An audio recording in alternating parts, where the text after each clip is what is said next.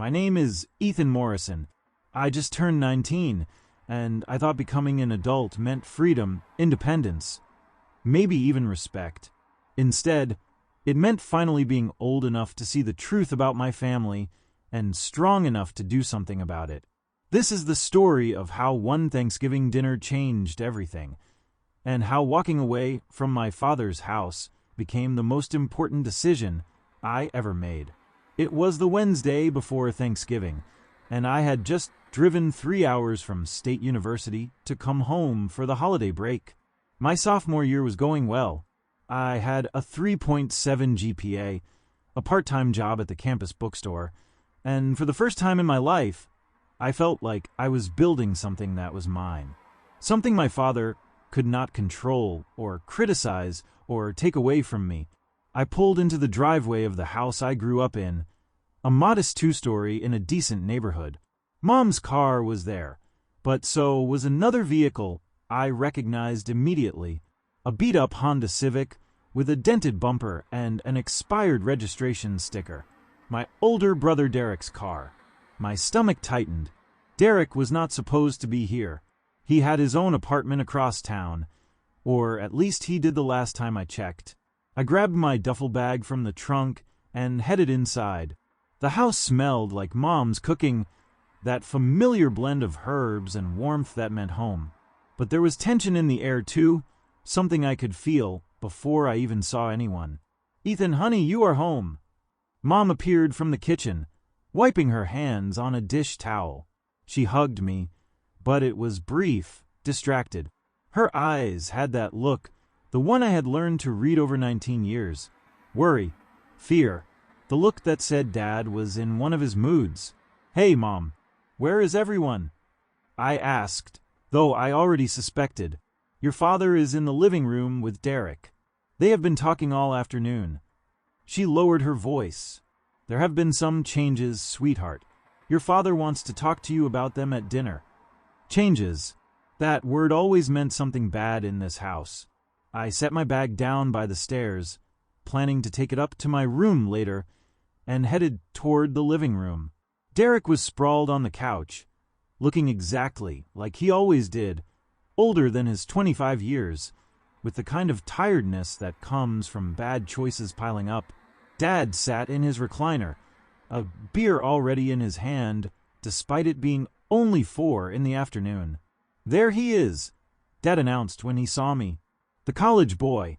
How is that expensive education going? You passing your classes this time?" I had a 3.7 GPA, but Dad only remembered the 1 B- I got freshman year. "It is going fine, Dad. Good to see you too." Derek smirked, but did not say anything. He never had much to say to me. Growing up, we were never close.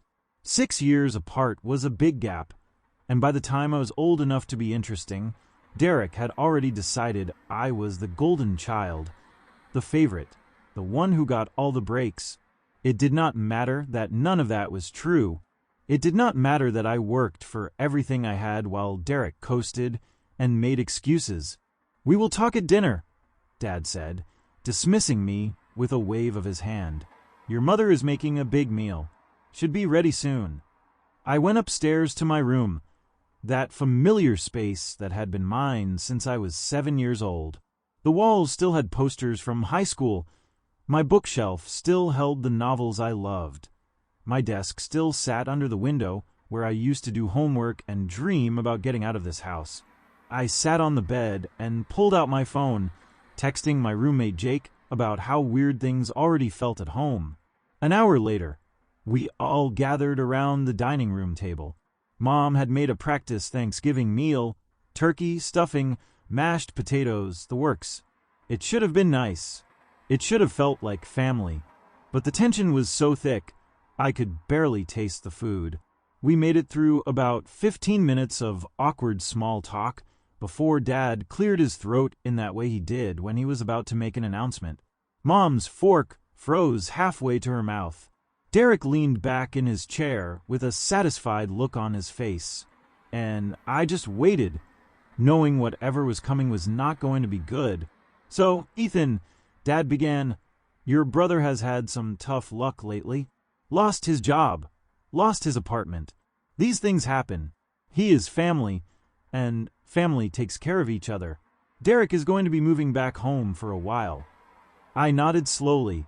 Okay, that is fine. The guest room. Derek is going to take your room, Dad interrupted. You can move into the laundry room. We will set up a cot in there. It has everything you need. You are only home for a few weeks during breaks anyway. For a moment, I thought I had misheard him. I looked at Mom, whose eyes were fixed on her plate. I looked at Derek, who was trying not to smile. Then I looked back at Dad, who was cutting his turkey like he had just announced the weather forecast. The laundry room, I repeated. That is right. Derek needs the space, Ethan. He is going through a rough time. You understand, do not you? You are in college now, practically on your own. Your brother needs the support more than you do. Something inside me, something that had been building for 19 years, finally reached its breaking point. Dad, that is my room. I have had that room for 12 years. My stuff is in there. My desk, my books, everything. We will move your important things, Dad said, his voice taking on that edge that meant the discussion was over. This is not up for debate. Derek is your brother. He needs help. What about what I need? The words came out before I could stop them. I come home for breaks to study, to see Mom, to have a place that is mine. The laundry room? Seriously, Derek finally spoke up, his voice dripping with sarcasm. Oh, I am sorry, little brother. I did not realize your college vacation was more important than me having a place to sleep. Dad is right. You are barely even here. I am barely here because I am working towards something. I shot back. I am in school. I have a job. I am trying to build a life. Boys, Mom interjected quietly, but neither Dad nor Derek was listening to her. They never did. Dad slammed his hand on the table, making the dishes rattle. That is enough. This is my house, and I decide who sleeps where. You have two choices, Ethan. You can accept this arrangement, or you can find somewhere else to stay when you come home. Those are your options. The room went silent. Mom looked like she might cry. Derek looked triumphant, and Dad looked at me with that same expression he had worn my entire childhood. The expression that said I was being unreasonable, ungrateful, disrespectful for even questioning him. I thought about all the times I had backed down, all the times I had swallowed my anger and my hurt and just accepted whatever Dad decided because I was too young, too dependent, too scared to stand up for myself. But I was not a kid anymore. I was 19 years old. I was supporting myself at school. I had a job, friends, a life that did not revolve around managing Dad's moods. Then I guess I will find somewhere else to stay, I said quietly. Mom gasped. Ethan, please.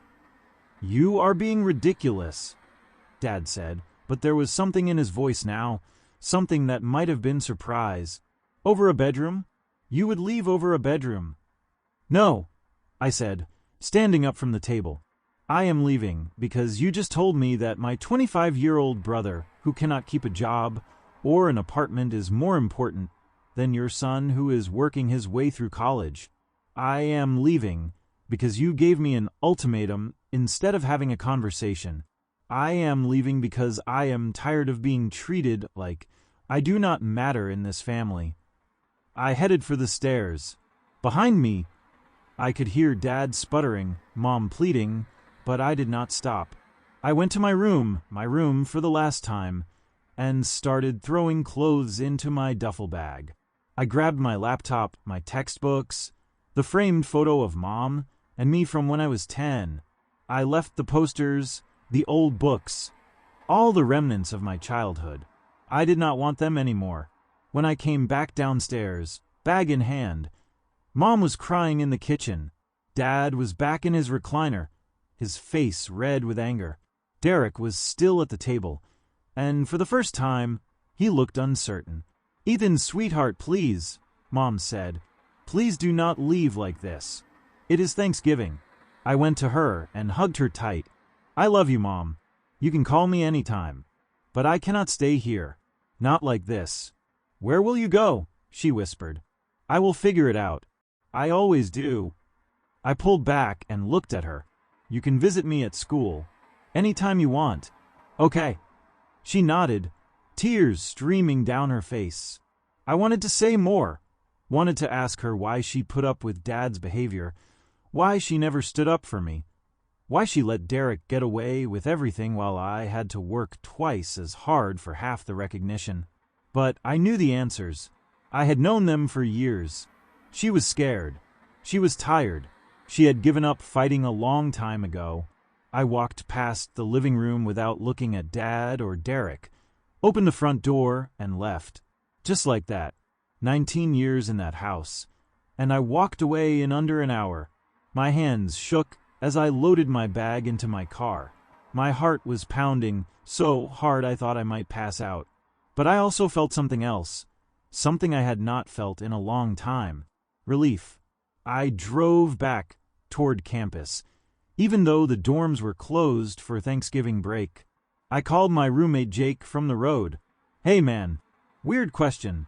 Is your family's place still available if someone needed to crash for Thanksgiving? Jake did not even hesitate. Dude, what happened? Yeah, of course. My mom always makes too much food anyway. Get your ass over here. Jake's family lived about 40 minutes from campus, in a small town I had never visited before. When I arrived, his mom answered the door and immediately pulled me into a hug, like she had known me for years. She did not ask questions, did not make me explain. She just set another place at the table and told me I was welcome to stay as long as I needed. That night, sitting around Jake's family's table, watching them laugh and tease each other, and actually seem to enjoy being together, something broke open inside me. This was what family was supposed to feel like. Not walking on eggshells, not ultimatums and favoritism, and being made to feel like you did not matter. Just people who cared about each other, who made room for each other, who did not keep score. After dinner, I helped Jake's mom with the dishes. She was a kind woman with laugh lines around her eyes, the kind of mom who baked cookies and remembered everyone's birthdays. Jake told me a little about your situation, she said gently. I am not going to pry, but I want you to know that what you did took courage. Walking away from family is never easy, even when it is the right thing to do. I do not know if it was the right thing, I admitted. I just could not stay. I could not accept being treated like that anymore. That is exactly what makes it the right thing, she said. You set a boundary. You stood up for yourself. That is what adults do, Ethan. Real adults, anyway. I spent the rest of Thanksgiving weekend at Jake's house, helping with yard work, watching football, trying not to think about my own family. Mom texted me several times, but I did not respond. I needed space. I needed to figure out what came next. The following Monday, I returned to my dorm. School was still on break for another week, but I had gotten special permission to come back early, claiming I needed to work extra hours at the bookstore. It was partially true. I did pick up extra shifts, but mostly, I just did not have anywhere else to go. That first night back, in my quiet dorm room, my phone rang. Mom. I stared at it for a long moment before answering. Hi, Mom. Ethan. Her voice sounded strained, tired. How are you, honey? I am okay. I am back at school. I am fine. Good. That is good. There was a long pause. Your father is very angry. I figured. Derek moved into your room. He has his things all spread out already. Acts like he owns the place. I did not know what to say to that, so I said nothing. Ethan, I need to tell you something. Mom's voice dropped lower, like she was worried someone might hear. Your father has been worse since you left. His drinking, his temper. Without you here, there is no buffer. Do you understand what I am saying? My stomach turned cold. I did understand. Growing up, I had always been the one who could sometimes talk Dad down, who could distract him when he was getting worked up, who could redirect his anger. I had not realized I was doing it, not consciously, but Mom had noticed. Mom, you need to leave him. Ethan, it is not that simple. Yes, it is. You pack a bag and leave. You come here. You go to your sister's. You do something. I have been married to your father for 27 years. I have no job, no money of my own. Where would I go? How would I live? You would figure it out. People do it every day. I am not like you, sweetheart. I am not brave like that. The conversation ended without resolution, like all our conversations about Dad always did.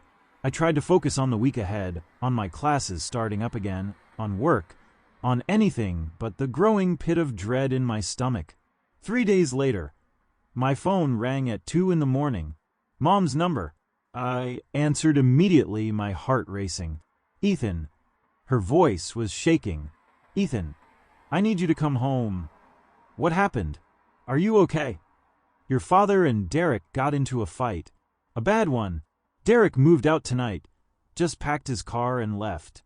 And your father he is not okay, Ethan. He has been drinking all night. And he is saying things, horrible things. He broke some dishes. I am scared. I was already putting on shoes, grabbing my keys. Mom, get out of the house. Go to a neighbor's. Call the police. I cannot call the police on my own husband. Ethan, please. Can you just come home? He will listen to you. He always listens to you. That was not true. Dad had never listened to me. But Mom believed it, or wanted to believe it, and she was scared. I could hear it in every word. I am on my way. Lock yourself in your bedroom. Do not engage with him. I will be there in 3 hours. I made that drive faster than I should have, my mind racing the entire time. This was what I had been afraid of. This was why I had always stayed, always played peacemaker, always swallowed my own needs and feelings. Because without me there, things fell apart. And now they had. I pulled into the driveway just before dawn. The house was dark, except for one light in the living room. Mom's car was there. Derek's was gone. I sat in my car for a moment, trying to steady my breathing, trying to figure out what I was going to say. The front door was unlocked. I let myself in quietly. The living room was a mess. Broken plates on the floor, an overturned chair, empty beer bottles lined up on the coffee table. Dad was passed out in his recliner, still fully dressed, snoring loudly. I stood there looking at him for a long moment. This man who had controlled my entire childhood and felt nothing but pity and disgust. I went upstairs and knocked softly on my parents' bedroom door. Mom, it is me. She opened it immediately and hugged me so tight I could barely breathe. She had been crying. Her eyes were red and swollen. She looked older than I had ever seen her look, worn down and fragile. Thank you for coming, she whispered. Thank you, sweetheart. Tell me what happened.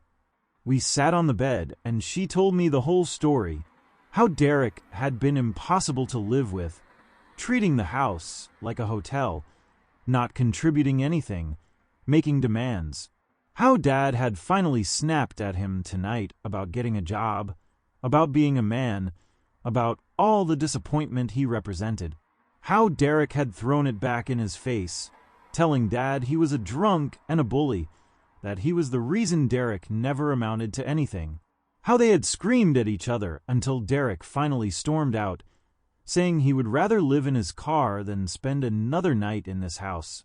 And then how Dad had turned all that rage inward, drinking more, breaking things, saying terrible things about how both his sons were failures, how his whole life was a waste, how everyone disappointed him. How Mom had tried to calm him down, and he had grabbed her arm, squeezed it hard enough to leave a bruise, before finally passing out in his chair. As she talked, she absently rubbed her left arm. I gently took her hand and pushed up her sleeve. The bruise was dark, purple, angry, in the perfect shape of fingerprints. Something crystallized inside me in that moment, a clarity I had never had before. This was not okay. This had never been okay. and I was done pretending it was. Mom, I said carefully, I need you to really hear what I am about to say. Dad hurt you tonight. He grabbed you hard enough to bruise you. That is assault. That is domestic violence. I do not care if you have been married for 30 years. I do not care if he was drunk. He hurt you. And it is not the first time, is it? She pulled her arm away, pulled her sleeve back down. He has never hit me. A bruise is hitting you, Mom. Grabbing you that hard is hitting you. And honestly, I think he has done worse that you just have not told me about. How many times has he shoved you? How many times has he thrown things near you? How many times has he cornered you and screamed in your face? Because I have seen all of that, and I was a kid. I could not do anything about it then. But I am not a kid anymore. Ethan, please. You are making this into something it is not. No, you are minimizing something that is exactly what it looks like. I stood up, pacing the room. Here is what is going to happen. I am going to take some photos of that bruise on your arm. Then you and I are going to pack some of your things. Then we are leaving. I cannot leave. Where would we go? My dorm room for tonight. Then we will figure out something more permanent. You can stay with Aunt Lisa. You can get a hotel room. I have some money saved from working. We will make it work. Your father will be furious. Let him be furious. Let him be furious in this house, by himself. Mom, you called me in the middle of the night because you were scared of your own husband. Do you understand how messed up that is? You should never be scared in your own home. She was crying again, but she was also nodding. I am so tired, Ethan. I am so tired of being scared. I know you are. So let me help you. That is why you called me, right? Because you knew I would help. I did not know what else to do. You did the right thing. Now let me do the right thing too. I took photos of the bruise on my phone, making sure to get clear shots from multiple angles. Then I helped Mom pack a suitcase with clothes, toiletries, her medications, important documents. She moved slowly, like she was in a daze, but she did not stop me. She did not protest anymore.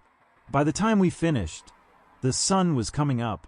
We could hear Dad starting to stir downstairs, groaning and coughing. I looked at Mom. We need to leave now, before he wakes up fully. She hesitated at the bedroom door, looking back at the room she had shared with my father for over 2 decades. This feels like a dream, like it is not really happening. It is happening, and it is going to be okay. I promise. We made it downstairs, and almost to the front door, before Dad's voice stopped us. Where the hell do you think you are going? He was standing in the living room doorway, looking awful, unshaven, disheveled, his eyes bloodshot. He looked at me, then at Mom and her suitcase, and his face darkened. Nowhere, Mom said quickly. Just helping Ethan take some things back to school. But I was done lying, done covering, done protecting him from the consequences of his own actions. We are leaving, Dad. Mom called me last night because she was scared of you, because you hurt her. Look at her arm if you do not believe me. I did not. It was an accident. I barely touched her. You left bruises shaped like your hand. That is not barely touching someone.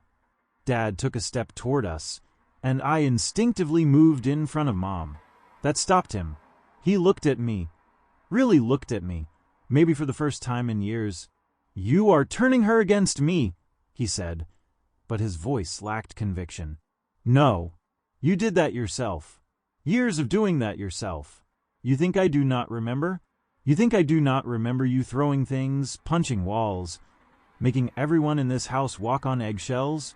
You think I do not remember lying awake at night listening to you and Mom fight, wondering if I should call someone? I was too young then, too scared. But I am not anymore. I am your father. You do not talk to me like that in my house. This stopped being a home a long time ago, Dad. This is just a house where people are afraid, and Mom does not have to be afraid anymore. Neither do I. I could see him processing this, see the anger and the confusion, and maybe buried deep down the shame. But he did not apologize. He did not ask Mom to stay. He just stood there as we walked past him, out the door, into the morning light. Mom was shaking as I loaded her suitcase into my car. She kept looking back at the house, like she expected Dad to come running out, to stop us, to drag her back inside. But he did not. He just stood at the window, watching us leave. A broken man in a broken house, finally alone with his anger. The drive back to campus was quiet. Mom stared out the window, tears running silently down her face. I did not know what to say, so I just reached over and held her hand. She squeezed it tight, like I was the only solid thing in a world that had just tilted completely off its axis. When we got to campus, I took Mom to the guest house, where parents could stay when they visited. I paid for 3 nights with money I had been saving for textbooks next semester. The woman at the desk did not ask questions, just handed over the key and told us breakfast started at 7. Once Mom was settled in the room, sitting on the bed looking lost and small, I sat down next to her. I am going to stay here with you tonight. Tomorrow we will call Aunt Lisa. We will figure out the next steps. But right now, you just need to rest. What have I done? She whispered. I just left my husband. I just walked out on my marriage. You left someone who hurt you. That is different. Your father is going to be so angry. Let him be angry. He does not get to hurt you and then be angry when you leave. That is not how it works. We ordered pizza that night because neither of us could face the thought of going to the dining hall. We watched terrible reality TV shows on the small television in the room. We did not talk about Dad or Derek or what came next. We just existed together in that small, safe space. 2 people who had finally said enough. The next morning, I called Aunt Lisa, Mom's younger sister who lived 2 states away. I explained everything. The ultimatum about my room, walking out on Thanksgiving, Mom's call in the middle of the night, the bruise, leaving that morning. Aunt Lisa listened without interrupting, and when I finished, she said firmly, "Put your mother on the phone." I handed the phone to Mom and stepped outside to give them privacy. When I came back 15 minutes later, Mom looked different. Still scared, still uncertain, but also determined. "Lisa wants me to come stay with her," Mom said. "She said I can stay as long as I need. She is going to help me find a lawyer. Help me figure out how to file for separation, maybe divorce." "That is good, Mom. That is really good. She also said to tell you that you are a good son, a brave son." Mom started crying again. "I am sorry, Ethan. I am so sorry I put you in this position. Sorry I was not strong enough to protect you growing up. Sorry I let it get this bad." I sat beside her and put my arm around her shoulders. "You do not have to apologize to me. You did the best you could with what you had. And you are being strong now. That is what matters." Over the next few days, we made arrangements. Aunt Lisa bought Mom a plane ticket. I helped her open a new bank account at a different bank than the one she shared with Dad, depositing the small amount she had in her personal savings. We changed her phone plan so Dad could not track her location. We made copies of important documents, her birth certificate, social security card, marriage license. We documented everything about that night, including the bruises, writing down exactly what had happened while it was still fresh. Dad called and texted constantly. At first, the messages were angry, accusing Mom of abandoning him, calling me a traitor, demanding she come home immediately.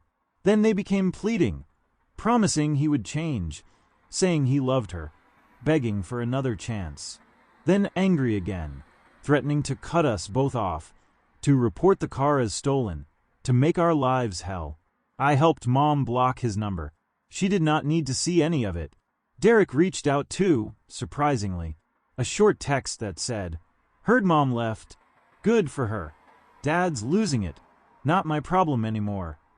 It was the nicest thing he had ever said to me.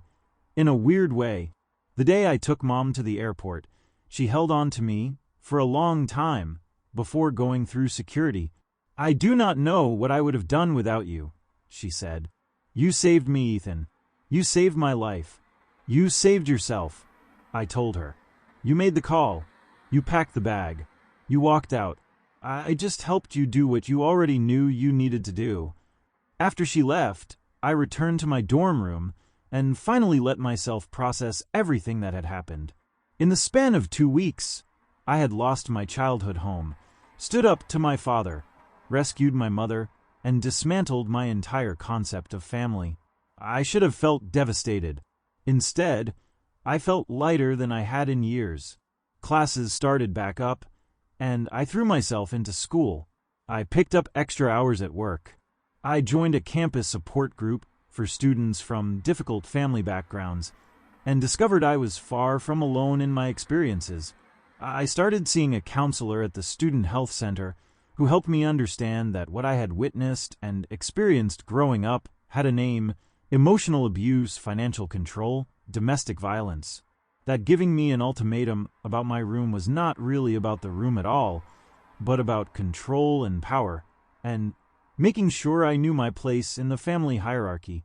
Mom settled in at Aunt Lisa's house and started the process of legal separation. She got a part-time job at a local bookstore. She started therapy. She sent me photos of herself smiling, genuinely smiling, in a way I had not seen in years. She looked younger, lighter, free. Dad spiraled. He lost his job for showing up drunk. The house went into foreclosure because he stopped paying the mortgage. He called me a few times, drunk and rambling, blaming me for destroying the family. I listened the first time. The second time, I told him I would only talk to him if he was sober and willing to take responsibility for his actions. The third time, I blocked his number too. Derek sent one more text, months later. "Dad's moving into a studio apartment. Place is depressing as hell. Thought you should know. Also, for what it's worth, you did the right thing. I should have done it years ago." I did not respond, but I saved the message. The spring semester brought new challenges and new growth. I declared a major in social work, inspired by my own experiences and the counselor who had helped me so much. I started volunteering at a local domestic violence shelter, helping with their youth programs. I met other kids who had grown up in homes like mine, who understood what it meant to be constantly alert, constantly managing someone else's emotions, constantly wondering if today would be the day things finally fell apart. On my 20th birthday, Mom came to visit. She took me out to dinner at a nice restaurant, something we had never done before, because Dad had always controlled the money. She looked healthy, happy. She told me she had filed for divorce, that it was moving forward, that she was scared but also excited about the future. "I have been thinking a lot about that night," she said over dessert. "The night I called you." I told myself I was calling because I needed you to come calm your father down. But that was not really true. I was calling because I knew you were the only person who would tell me the truth, who would not make excuses or tell me to just put up with it, who would actually help me leave. "I am glad you called," I said simply. "Me too.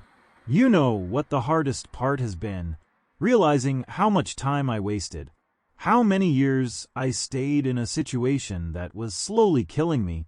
I look at you, 20 years old, already braver and stronger than I ever was, and I am so proud, but I am also so angry at myself for not protecting you better.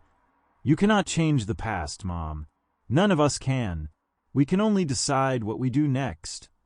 She reached across the table and took my hand. "When did you get so wise?"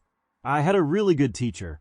She taught me that it is never too late to make a different choice." That summer, I did not go home because there was no home to go to. Instead, I got an internship at a youth services organization in the city near campus. I rented a room in a house with 3 other students. I visited Mom at Aunt Lisa's for a week in July and met her new coworkers, saw her little studio apartment she was saving up for, watched her live a life that was entirely her own. Dad reached out one more time in August, sober this time. He left a voicemail. "Ethan, it is your father. I know you probably do not want to hear from me. I do not blame you. I have been going to AA meetings, got a sponsor, trying to do the work, as they say.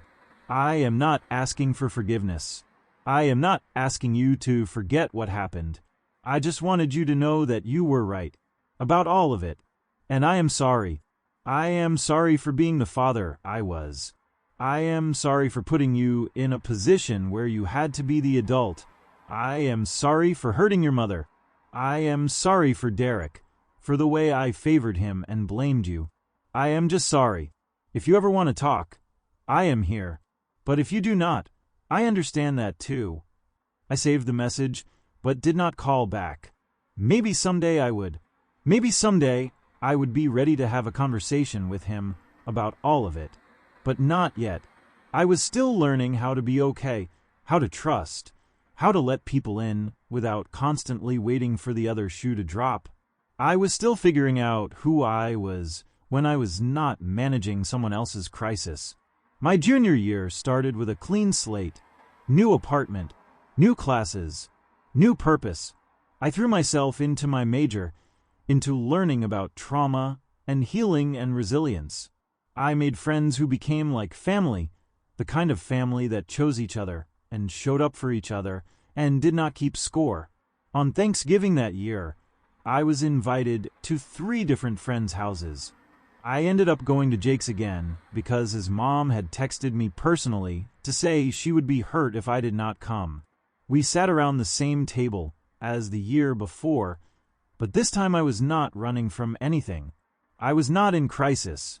I was just there, present, grateful, whole. Jake's mom asked me to say grace before the meal. I was not particularly religious, but I bowed my head with everyone else and spoke from the heart. I am thankful for the courage to walk away from things that hurt me. I am thankful for the people who helped me when I needed it most. I am thankful for second chances and new beginnings. I am thankful for my mother, who is braver than she ever knew. And I am thankful for families like this one, who showed me what it is supposed to look like. Amen. There were tears around the table, though I did not cry. I had done enough crying. I was ready to build something new. Looking back now, I can see that Thanksgiving dinner when I was 19 was the turning point of my entire life. The moment Dad gave me that ultimatum, accept the laundry room or leave. He thought he was exercising control. He thought he was teaching me my place in the family hierarchy. He thought I would back down like I always had before, but what he actually did was give me permission to choose myself. And once I made that choice, once I walked out that door with my duffel bag and my dignity, I could never go back to being the kid who absorbed everyone else's dysfunction to keep the peace. The following months taught me more about family than the previous 19 years had. I learned that family is not just about blood or obligation or shared history. Family is about showing up for each other, supporting each other, creating safety for each other. Jake's family had shown me that. Aunt Lisa had shown me that. The friends I made at school showed me that every single day. I learned that setting boundaries is not selfish, that protecting yourself is not abandonment, that you cannot save people who do not want to be saved, but you can save yourself. And sometimes that is enough to inspire others to save themselves too. Mom's divorce was finalized in the spring of my junior year. She called me crying, but they were tears of relief. "It is really over," she kept saying. "It is finally over." She got a small settlement, enough to put a deposit on her own apartment, to buy a reliable used car, to start building a life that was entirely hers. She was working full-time at the bookstore by then, taking online classes in library science, dating a kind man who treated her like she mattered. "I feel like I am 25 again," she told me during one of our weekly phone calls. "Like I am just starting my life. Is that crazy?" I am 50 years old, and I feel like I am just beginning. That is not crazy at all, I assured her. You are beginning. The rest of it was not really living. It was just surviving. When did you become so smart? She asked, laughing. I had a good example of what not to do, I said gently, and an even better example of what it looks like when someone finally decides to save themselves. Derek and I never reconciled, not really. We exchanged occasional texts on holidays, brief messages that acknowledged we were still technically brothers, but made no promises beyond that. I heard through Mom that he had gotten his life together somewhat. Steady job, sober, in therapy. I was glad for him, truly, but I did not need a relationship with him. Too much water under that bridge, too many years of being compared and found wanting, too much resentment on both sides. Dad stayed in his studio apartment, went to his meetings, worked his program. He sent me birthday cards with short notes inside.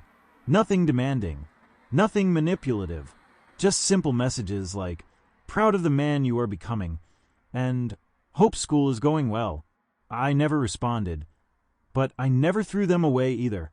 They sat in a box in my closet, a record of his attempts at making amends, even if I was not ready to receive them. My senior year of college, I wrote my thesis on young adult children of domestic violence and the unique challenges they face. The transition period between childhood and adulthood, I argued, is particularly fraught for kids from abusive homes. They are legally adults, capable of making their own decisions, but they are still emotionally and often financially dependent on their families. They witness abuse with adult comprehension, but often lack the resources or support to intervene effectively. They are old enough to know things are wrong, but young enough to be dismissed when they try to speak up. I interviewed dozens of young people for the research, and every single story had echoes of my own. The ultimatums, the gaslighting, the parentification, the impossible choices between self-preservation and family loyalty. Writing that thesis was like excavating my own trauma and discovering I was not alone in any of it. Every feeling I had ever had, every doubt, every moment of guilt, other people had experienced them too. We were a whole generation of kids who had been forced to grow up too fast and too hard. My thesis advisor, Dr. Patricia Chun, was a survivor herself. She read my work with tears in her eyes. "This matters, Ethan," she said during our final meeting. "This research matters. These stories matter. You are giving voice to something that too many people suffer through in silence." "I just wish I had found these voices sooner," I admitted. "I spent so many years thinking I was the problem, that if I could just be better, calmer, more understanding, maybe things at home would improve." "That is what children of abuse do," Dr. Chen said gently. "They take responsibility for things that were never theirs to fix. The fact that you can see that now, that you can write about it with this kind of clarity and compassion, that is tremendous growth." I graduated with honors that spring. Mom came to the ceremony, along with Aunt Lisa and Jake's family. We took photos on the quad, me in my cap and gown, Mom beaming beside me. In one photo, she is looking at me with such pride and love that it still makes me emotional when I look at it. That is the face of a mother who is finally free, who is finally proud, not just of her son, but of herself. After graduation, I took a job at the youth services organization where I had interned. I ran support groups for teenagers from difficult homes. I helped them navigate the impossible choices between staying and leaving, between protecting themselves and protecting their siblings, between speaking up and keeping the peace. I told them my story, not all of it, not every detail, but enough that they knew I understood, enough that they knew someone had walked this path before them and survived. One kid in particular stuck with me. His name was Marcus, 17, tall and quiet, and carrying the weight of the world on his shoulders. His father was an alcoholic, His mother was too scared to leave. He had 2 younger sisters he was desperate to protect. He came to group every week, but rarely spoke. Just sat there absorbing everyone else's stories like he was trying to figure out his own path. After one session, he lingered behind while everyone else left. "Can I ask you something?" he said. "Of course.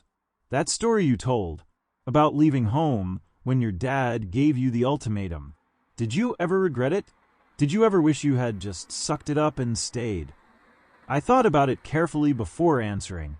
In the immediate aftermath, yeah, I felt guilty. I felt like I was abandoning my mom.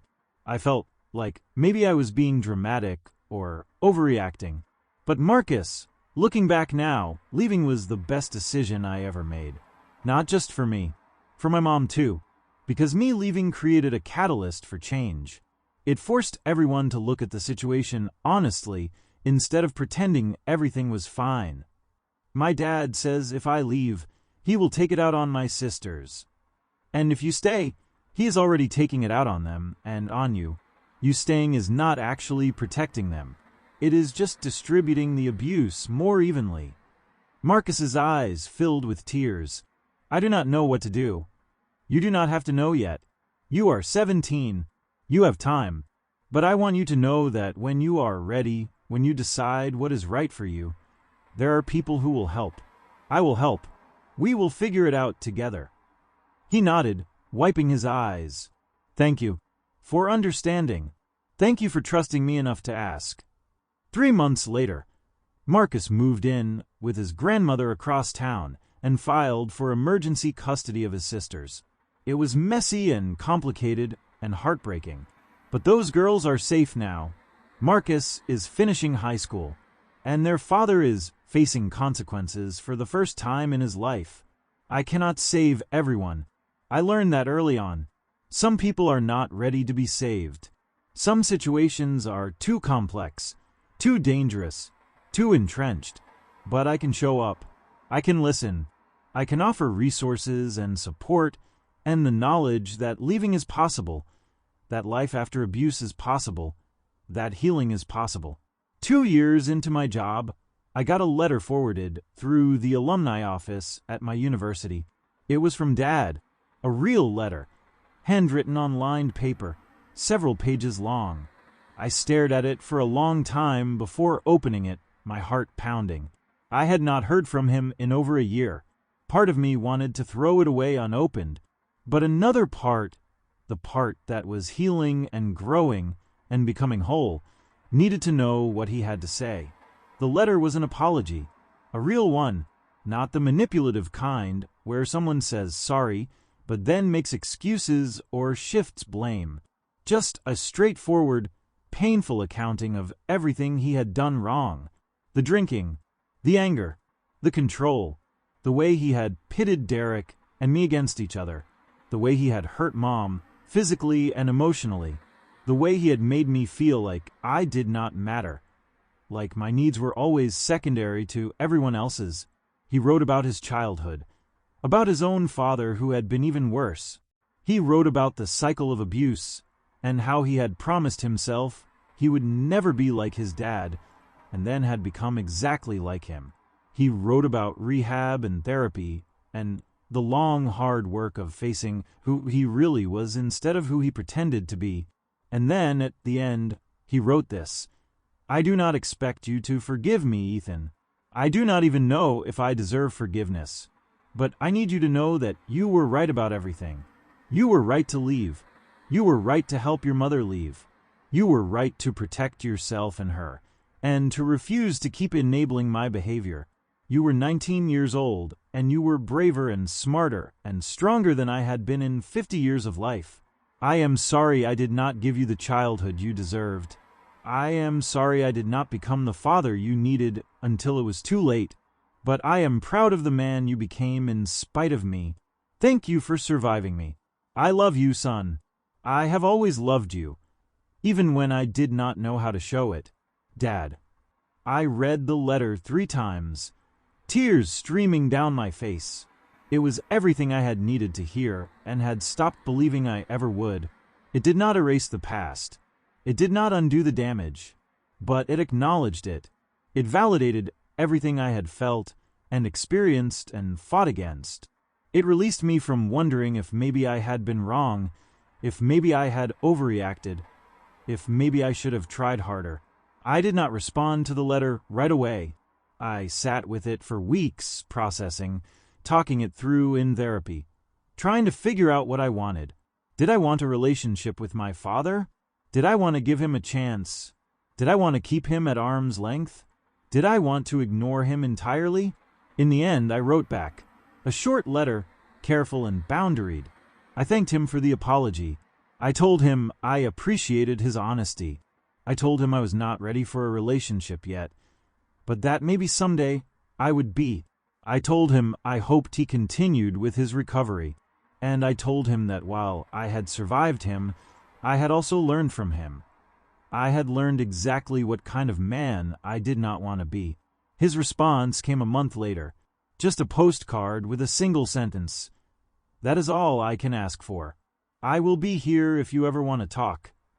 I kept the postcard on my refrigerator for a long time, a reminder that people can change, that accountability matters, that it is possible to acknowledge harm without excusing it, that healing is not linear and forgiveness is not mandatory, but compassion for everyone's humanity, including my own, is worth striving for. On my 25th birthday, I was promoted to program director at the Youth Services Organization. I had a team of 6 people working under me, running programs all across the city. I was writing grants, developing curriculum, training new counselors. I was making a difference, not just in individual lives, but in systemic ways. I was helping to build something that would outlast me. Mom threw me a birthday party at her apartment. It was small, just her, Aunt Lisa, Jake and his girlfriend, a few colleagues from work. But it felt like family. Real family. Chosen family. The kind of family that shows up not out of obligation, but out of genuine love and respect. A toast, Mom said, raising her glass of wine.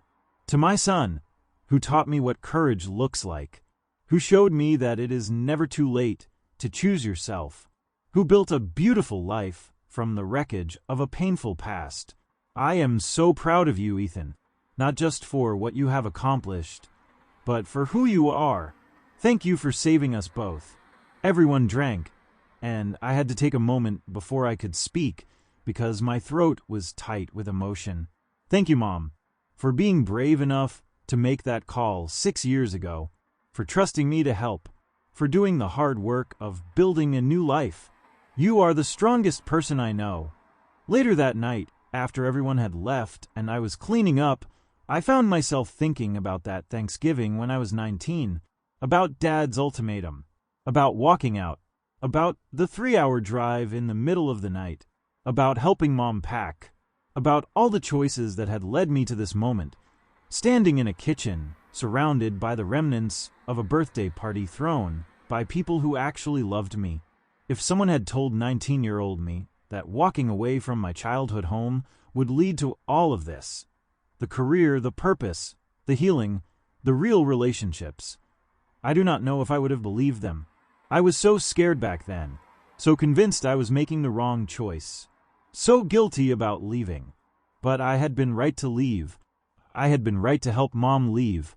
I had been right to refuse to accept a reality where my needs did not matter, where abuse was tolerated, where love looked like control and manipulation and fear. I had been right to believe that I deserved better, that we all deserved better. And in walking away, in refusing to accept the unacceptable, I had not destroyed my family. I had freed us. I had given us all a chance to become who we really were instead of the roles we had been forced to play. That is what I tell the kids I work with now. That leaving is not abandonment. That protecting yourself is not selfish. That you cannot fix people who do not want to be fixed, but you can refuse to drown with them. That you are allowed to choose peace over chaos, safety over loyalty, health over obligation. that sometimes the bravest thing you can do is walk away, and that on the other side of that door, on the other side of that impossibly hard choice, there is a life waiting for you. A real life. A life where you get to decide what family means, where you get to build your own definition of home, where you get to heal and grow and become exactly who you were always meant to be. I am 25 now. I have my own apartment, a job I love, friends who are family, a mother who is thriving, and a sense of peace I never thought possible. I have not spoken to my father in person since that morning 6 years ago. Maybe someday I will. Maybe someday I will be ready for that conversation. But right now, I am content with where I am, because I learned something crucial during that Thanksgiving when I was 19. I learned that you teach people how to treat you, and if you accept disrespect, abuse, neglect, or being made to feel less than, they will keep giving you exactly that. But if you stand up and say, I deserve better than this, even when your voice shakes, even when you are terrified, even when everyone tells you that you are wrong, if you stand up and choose yourself, you create the possibility for something new, something better, something real. I was 19 years old when I learned I was strong enough to walk away, 20 when I learned I was strong enough to help someone else walk away, 21 when I learned I was strong enough to forgive without forgetting, 22 when I learned I was strong enough to turn pain into purpose, and now at 25, I am learning I am strong enough to just be, to exist without constantly proving my worth, to live without waiting for the other shoe to drop, to love without fear of losing everything. The kids I work with sometimes ask me if it gets easier, if the memories fade, if the hypervigilance ever goes away, and I tell them the truth, it gets different. The memories do not fade, but they lose their power. The hypervigilance becomes awareness, which can actually be a strength when you channel it right. And while I still have moments where I am triggered, where old patterns try to reassert themselves, those moments get further apart and shorter in duration. I tell them that healing is not about becoming who you were before the trauma. That person does not exist anymore. Healing is about becoming who you are meant to be in spite of the trauma, and sometimes because of it. It is about taking the worst thing that ever happened to you and refusing to let it define your entire life. It is about looking at the wreckage and saying, okay, what can I build from this? And then building something beautiful. Marcus, the kid I mentioned earlier, comes by my office sometimes.